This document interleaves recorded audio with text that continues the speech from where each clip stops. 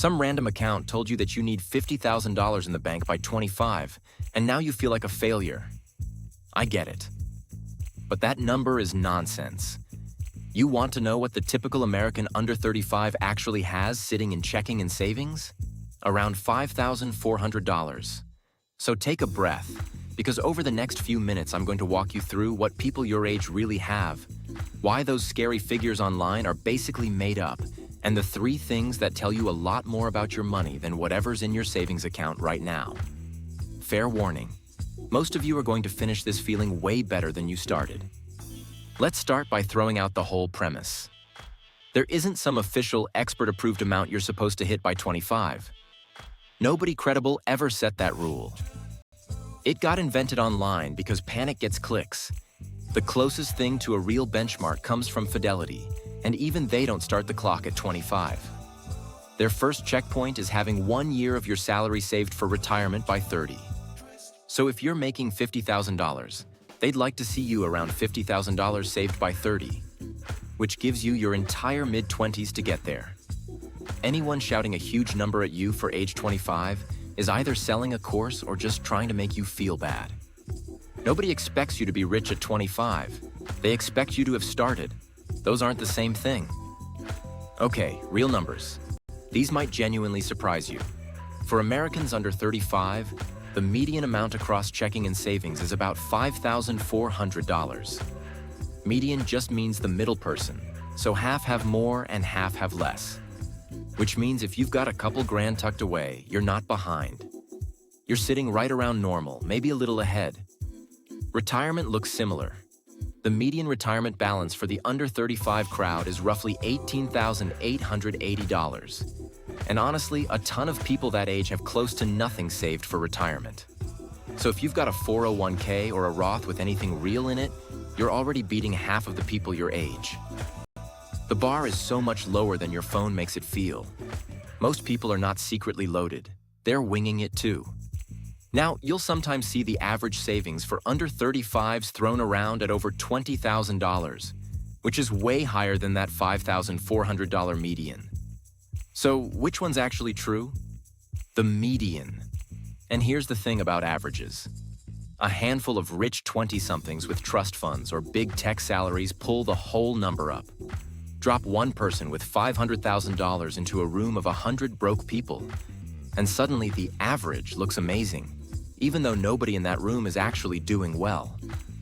That's why the median is the one to trust. It describes an actual person instead of a fantasy. You don't have as much saved as you think you should by 25. Relax, because neither does anyone else. The typical American under 35 has about $5,400 total in checking and savings. Not the $50,000 some guy on your feed swore you needed. So if you've got even a couple thousand saved, you're not behind. You're average, maybe ahead. That whole, you should have 6 figures by 25 thing? It comes from a small group of rich kids dragging the average up while everyone else feels broke. Stop comparing your account to people with trust funds. The real bar is a lot lower than it looks. All right, forget one big savings total for a second. When I actually want to know if someone's on track at 25, I look at 3 other things instead. First one, do you have any kind of emergency fund? Not 6 months of expenses, just something. Even $1,000 puts you ahead of most people your age, because it's the difference between a surprise car repair being annoying versus becoming credit card debt. You'll build toward 3 to 6 months eventually. At 25, the win is simply having started. Second, are you investing anything at all? Even a tiny amount? This one matters more than your savings balance, and it comes down to time. Someone who's 25 putting $100 a month into the market is in a better spot than someone who's 35 with a lot more cash, because those 10 extra years of compounding do an absurd amount of the work. The dollar amount barely matters right now. The habit is the whole point. Third, are you carrying high-interest debt? A credit card charging you 24% quietly undoes everything else you're doing.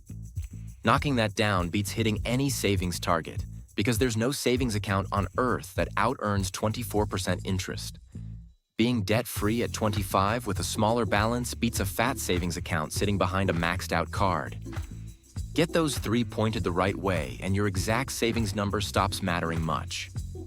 If you really want a goal instead of a scary headline, here's an honest one for 25. A little emergency fund going, somewhere between $1,000 and a month of expenses.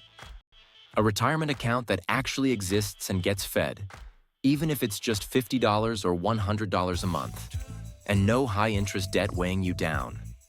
Line those up and you're genuinely ahead of most people your age, whatever your total balance happens to say. And if you're nowhere near that yet, you're 25.